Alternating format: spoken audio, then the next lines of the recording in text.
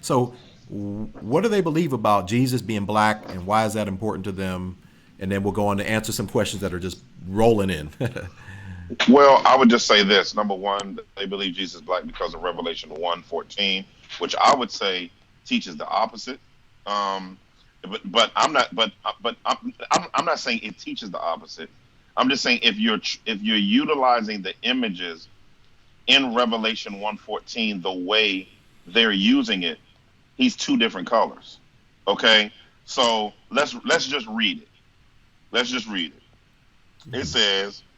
Um, And in the midst of the seven candlesticks in verse 13, one like unto the Son of Man, clothed with a garment down to the foot, and gird about the paps with a golden girdle.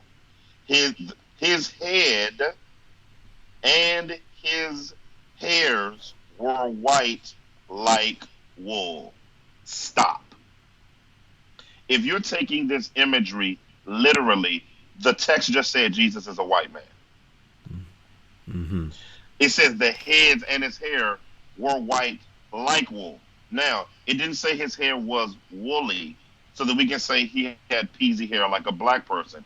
It's using the imagery of wisdom and omniscient knowledge that the Son of God has. Actually, it's pointing to his deity, not as him as a white person. It's talking about his transfigured, resurrected, emanating light. Paul says he dwells in unapproachable light. So this is talking about his glory, not his skin color. All right, a whole nother thing. Then keep reading.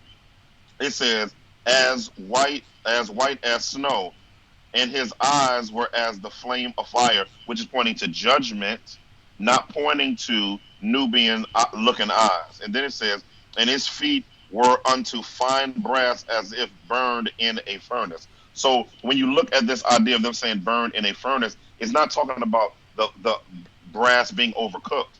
It's talking about it being actually, this would be more of a bright orange color because when brass is heated in a furnace, you can look it up on the internet. It's talking about his royalty and his might and his power, right? Look up these images when you get a chance. And then it goes down and it says, and his voice was many waters. So this is what they get from Jesus Black. The problem with this passage is I do believe historically that Jesus was a dark skinned man or a brown skinned man at least. He's Middle Eastern. So he's not a white man. So he's not European. We can say the image, but don't use this passage as a way to say that Jesus was black.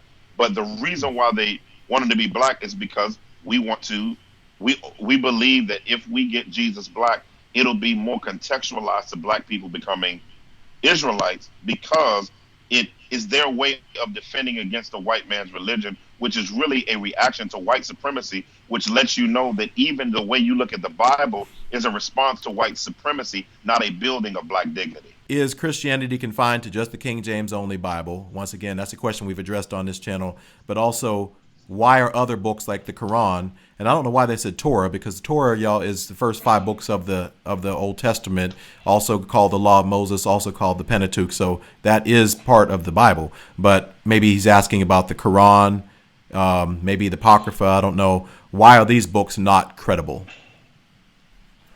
Well, really, the main thing is this. Thank you for your question. Basically, this when we talk about the Quran, the reason why Christians we would say it's not credible because it contradicts the Bible. Now, if you ask the average Muslim, you gotta understand the Quran without the Bible has not a leg to stand on because it's an Abrahamic religion, and so basically it's supposed to be a continuation of at least Torah, Tanakh, and Navihim and Ketuvim, basically. I mean, Torah, Navihim, and Ketuvim, law prophets writing, and then they take some of the stuff from the Gospels. What makes the Bible different is the Bible has over 40 authors who span a 1,500 years time, and they have a collaborative effort of engagement that happens during this inspirational period. But then we look at the Quran; it has one author, and even with the Quran, we don't have time to get on it today. But a lot of the Quran is based on only oral traditions, not all of the actual teachings of Muhammad. But it came off a different papyri, which is animal skins that was used to write on, and different things after he died. The Bible was compiled after Muhammad died, not during that particular time, which that's not necessarily merely a bad thing. But then when you begin to comparing what the Bible says about Jesus, what they say about Jesus, what the Bible says about Yahweh, and the centralization of the name of Allah, it's just a lot of contradictions there. So we say that just based on our differences with them, without doing a whole study on transmission and how, uh, uh, uh, um, you know, sacred texts are transmitted. So